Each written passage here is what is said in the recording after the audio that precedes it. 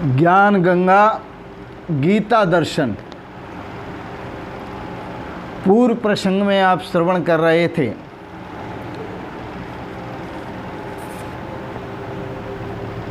इच्छा द्वेष समोत्थेन द्वंद्व मोहेन भारत सर्वभूतानि सम्मोहं सर्गे यान्ति परम तपः। इदम रम्यम इदम नेति। यह अच्छा है, यह अच्छा नहीं है। जिंदगी इसी में गुजर जाती है। बीजम ते दुख संतति। यह दुख का बीज है, दुख का कारण है। ये अच्छा है, ये बुरा है। ज्ञानम नो उत्पद्यते पुंसाम पापोपहित चेतसाम। जिसका चित्त पाप से ग्रसित है उसको ज्ञान की उत्पत्ति नहीं होती।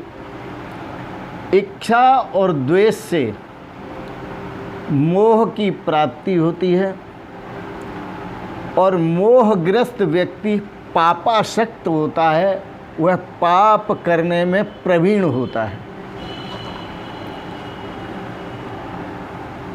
क्योंकि इच्छा और द्वेष से द्वंद्व उत्पन्न होता है, सुख दुख रूपी द्वंद्व, मान अपमान, लाभ हानि, यश अपयश, द्वंद्व। तो इन द्वंद्वों में सर्वभूतानि सम्मोहम सर्गे यान्ति। इस संसार में सभी भूत प्राणी द्वंद्व में मोहित हो रहे हैं, मोहित हो रहे हैं और दुखी हो रहे हैं। वह किसी और के कारण नहीं, वो खुद अपने कारण दुखी हो रहे हैं। यह अज्ञानियों की स्थिति है, यह अज्ञानियों का लक्षण है, जो इच्छा और द्वेष से उत्पन्न हुए सुख और दुख, उन द्वंद्वों से मोहित सभी भूत सम्मोह को प्राप्त हो रहे हैं, अर्थात अज्ञान को प्राप्त हो रहे हैं। आगे भगवान श्री कृष्ण बड़ी सुंदर बात कहते हैं ज्ञानियों का लक्षण। येषां त्वन्तगतं पापं जनानां पुण्यकर्मणां ते द्वन्द्वमोह निर्मुक्ता भजन्ते मां दृढ़व्रताः। भगवान कहते हैं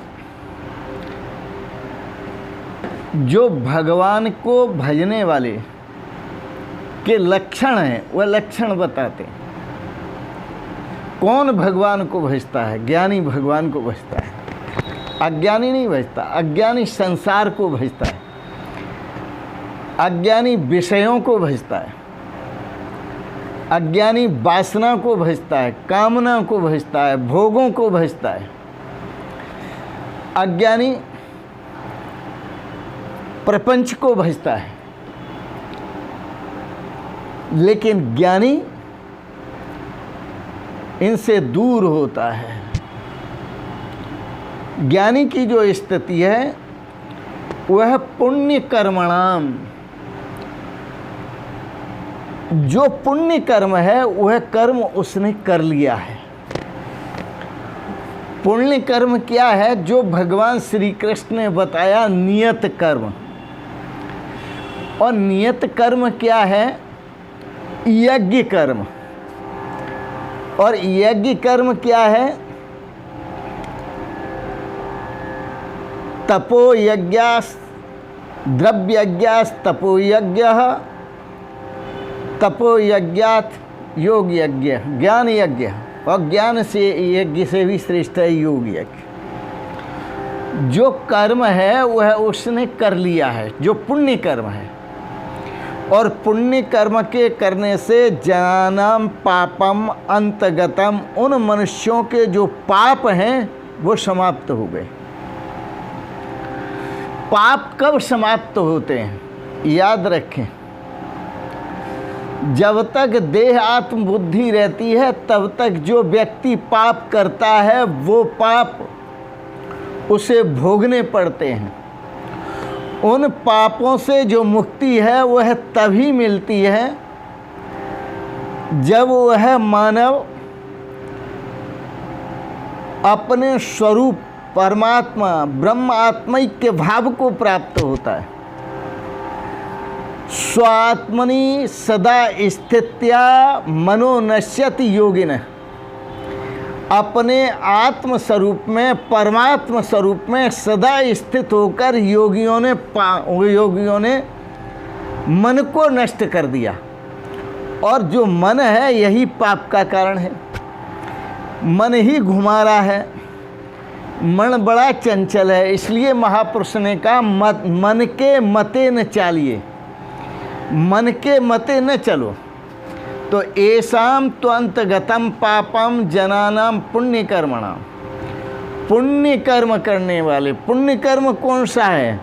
वही जो नियत कर्म है, वही जो निश्चित कर्म है, वही जो श्वास प्रश्वास में यज्ञ कर्म है, वही जो सो को अहम में झोंकना स्वाहा करना और अहम को सो में स्वाहा करना, मैं को परमात्मा में स्वाहा करना और परमात्मा को मैं में स्वाहा करना।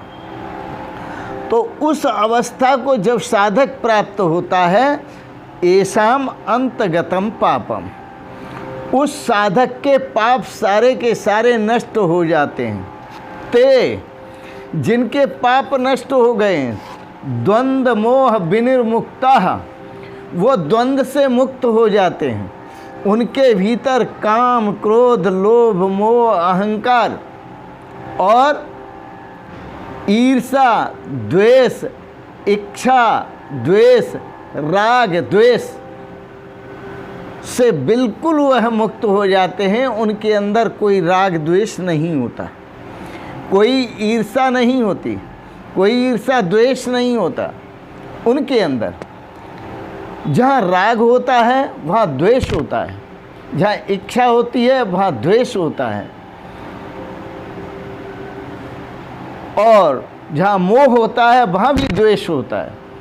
इसलिए जो मोहित हैं वो तो प्रपंचिक हैं और प्रपंच में फंसे हुए हैं, परंतु जिनके पुण्य कर्म करने से सभी पाप नष्ट हो गए हैं, ते द्वंद्व मोह विनिर्मुक्ता, भगवान श्री कृष्ण कहते हैं वो द्वंद्व से मुक्त हो गए।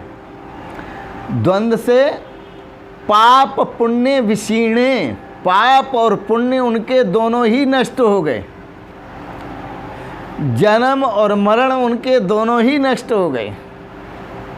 लाभ और हानि दोनों ही नष्ट, मान और अपमान दोनों ही समाप्त, यश और अपयश दोनों ही समाप्त, जय और पराजय दोनों ही समाप्त, समान। इसलिए भगवान ने कहा दोनों को समान समझकर अर्जुन तुम युद्ध करो, और युद्ध जो करोगे तो उसमें तुम्हें श्रेय की प्राप्ति होगी। ये धर्म युद्ध है। भजन्ते माम दृढ़व्रता, वो द्वंद्व से मुक्त हुए पुरुष, द्वंद्व से मुक्त हुए, पुण्य कर्म के द्वारा पाप से मुक्त हुए, वो पवित्र पुरुष माम मुझे दृढ़व्रता, दृढ़ता के साथ भजन्ते, मेरा भजन करते हैं, मेरा चिंतन करते हैं।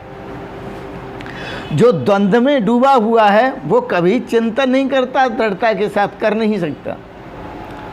जो मोह में फंसा हुआ है, मोह सकल व्याधिन कर मूला, जो समस्त रोगों का समस्त दुखों का जो कारण है वो मोह है। तो इसलिए भगवान श्री कृष्ण ने कहा कि ज्ञानी जन और पुण्य आत्मा वे धर्मेण पापम अनुदंती, वो धर्म मार्ग पर चलते हैं। धर्म क्या है? सनातन धर्म। सनातन धर्म क्या है? आत्म धर्म। सनातन धर्म क्या है? परमात्म धर्म। सनातन धर्म क्या है? ब्रह्मात्मैक्य धर्म। तो वे ते धर्मेण पापम अनुदंती, वो धर्म पर चल कर के पाप को नष्ट कर देते हैं। और तपसा किल विषम हंती, वो तपस्या करते हैं, इंद्रियों का दमन करते हैं, मन का शमन करते हैं। और यह क्योंकि तप किसे कहते हैं? तप कहते हैं इंद्रिय दमः तपः, इंद्रियों का दमन ही तप है। और इंद्रियों का दमन करके वो अपनी समस्त वृत्तियों को परमात्मा में लगाते हैं और दृढ़ व्रत के साथ, दृढ़ता के साथ वो परमात्मा का भजन करते हैं, परमात्मा में स्थित होते हैं। उदाहरण के लिए देखो तो उन पर कितने ही कष्ट आए, उनके ऊपर कितने ही कोई जुल्म ढाए, उनको कितना ही कोई परेशान करे, उनको कितना ही कोई तोड़े मारे, कुछ भी करे, लेकिन वह भगवान का भजन नहीं छोड़ते, भक्ति का मार्ग नहीं छोड़ते, भगवान के भजन में, भगवान के स्वरूप में दृढ़ रहते हैं। उदाहरण के लिए प्रहलाद को देखो, कितने कष्ट मिले, लेकिन उसने राम जी का नाम नहीं छोड़ा, राम जी का ध्यान नहीं छोड़ा, राम जी के स्वरूप का चिंतन नहीं छोड़ा। मीरा को कितने कष्ट मिले, उसने भी प्रभु का चिंतन नहीं छोड़ा, मेरे तो गिरधर गोपाल। वह केवल अपने प्रभु में। तो प्रहलाद जी को नाम छुड़ाने के लिए हिरण्याकश्यप ने कितने कष्ट दिए, अपार कष्ट दिए, लेकिन फिर भी वो नाम से व्रत नहीं हुए, दृढ़ व्रता। क्योंकि वो ज्ञानी है प्रहलाद जी, वो जानते हैं, ज्ञानी हैं, वो विषयी नहीं है, वो वासनिक नहीं है, ज्ञानी है, इसलिए दृढ़ व्रता। उनका दृढ़ व्रत है प्रभु का चिंतन करना, परमात्मा का चिंतन करना, परमात्मा का ध्यान करना। और तपसा किल विषम हंति, उन्होंने तप से, सत्कर्मों से समस्त पापों को नष्ट कर दिया है। दृढ़ व्रता माम भजन्ते, भगवान श्री कृष्ण कहते हैं ऐसे दृढ़ व्रत वाले भक्ति ही मुझे भजते हैं। कोई कितना ही उन्हें भक्ति से हटाना चाहे नहीं। मीरा को कितना हटाना चाहा राणा ने, जहर दिया, सर्प भेजा, घर से बाहर सुविधाएं खत्म की, लेकिन उसने सब कुछ छोड़ा, पर परमात्मा को नहीं छोड़ा, अपने गिरधर गोपाल को नहीं छोड़ा। भगवान श्री कृष्ण कहते हैं माम दृढ़व्रता भजन्ते, जो मोह निर्मुक्ता, जिनको परिवार से मोह नहीं, संसार से मोह नहीं, विषयों से मोह नहीं, प्रपंच से मोह नहीं, संसार के सुखों से मोह नहीं, जो मोह रहते, निर्मुक्ता, मोह निर्मुक्ता, द्वंद्व मोह निर्मुक्ता, जो द्वंद्व के मोह से बिल्कुल मुक्त हो चुके हैं। भगवान कहते हैं दृढ़व्रता माम भजन्ते, वो दृढ़व्रती पुरुष मेरा भजन करते हैं, मेरा चिंतन करते हैं। इस प्रकार से मैं आपको भी एक संदेश दूंगा। अभी समय है और उस समय के अनुसार ही आपको बात कहूँगा जो महापुरुष ने कही है, चेतावनी है। एक सुंदर गज़ल है स्वामी राम की, बड़े प्रेम से आप श्रवण करें। है अभी वक्त कर याद भगवान को, है अभी वक्त कर याद भगवान को, तेरा बिगड़ा मुकद्दर संभल जाएगा, तेरा बिगड़ा मुकद्दर संभल जाएगा, तेरा बिगड़ा मुकद्दर संभल जाएगा, तेरा बिगड़ा मुकद्दर संभल जाएगा। है अभी वक्त कर याद भगवान को, तेरा बिगड़ा मुकद्दर संभल जाएगा। काम आएगी तेरे वो परलोक में, काम आएगी तेरे वो परलोक में। याद रख भैया, काम आएगी तेरे वो परलोक में, जो भी नेकी तू दुनिया में कर जाएगा, जो भी नेकी तू दुनिया में कर जाएगा। है अभी वक्त कर याद भगवान को, है अभी वक्त कर याद भगवान को, तेरा बिगड़ा मुकद्दर संभल जाएगा। रात दिन जिनके कारण कमाता है तू, रात दिन जिनके कारण, रात दिन भगवान को भूला हुआ, रात दिन जिनके कारण कमाता है तू, भूखा रह कर भी जिनको खिलाता है तू, भूखा रह कर भी जिनको खिलाता है तू, एक पल भी गवारा करेंगे नहीं, एक पल भी गवारा करेंगे नहीं, लाश को तेरी जिस रोज मर जाएगा। एक पल भी घर में नहीं रखेंगे, एक पल भी गवारा करेंगे नहीं, लाश को तेरी जिस रोज मर जाएगा। इसलिए है अभी वक्त कर याद भगवान को, है अभी वक्त कर याद भगवान को, तेरा बिगड़ा मुकद्दर संभल जाएगा, तेरा बिगड़ा मुकद्दर संभल जाएगा। तू सुबह शाम दौलत इकट्ठी करे, तू सुबह शाम दौलत इकट्ठी करे, तू इसी से जिए और इसी से मरे, तू इसी से जिए और इसी से मरे। तेरी किस्मत में 2 गज कफन ही लिखा, तेरी किस्मत में 2 गज कफन ही लिखा, बाकी सब माल दुनिया में रह जाएगा, बाकी सब माल दुनिया में रह जाएगा। तेरी किस्मत में 2 गज कफन ही लिखा, बाकी सब माल दुनिया में रह जाएगा। इसलिए है अभी वक्त कर याद भगवान को, है अभी वक्त कर याद भगवान को, तेरा बिगड़ा मुकद्दर संभल जाएगा, तेरा बिगड़ा मुकद्दर संभल जाएगा। ऐसो इस रत में सारी जवानी गई, आहा, ऐसो इस रत में सारी जवानी गई, और बुढ़ापे में टेढ़ी कमर हो गई। ऐसो इस रत में सारी जवानी गई, और बुढ़ापे में टेढ़ी कमर हो गई, और बुढ़ापे में टेढ़ी कमर हो गई। आखिरी वक्त तुझसे न होगा भजन, आखिरी वक्त तुझसे न होगा भजन, आखिरी वक्त तुझसे न होगा भजन। काल जब तुझको आकर के ले जाएगा, काल जब तुझको आकर के ले जाएगा।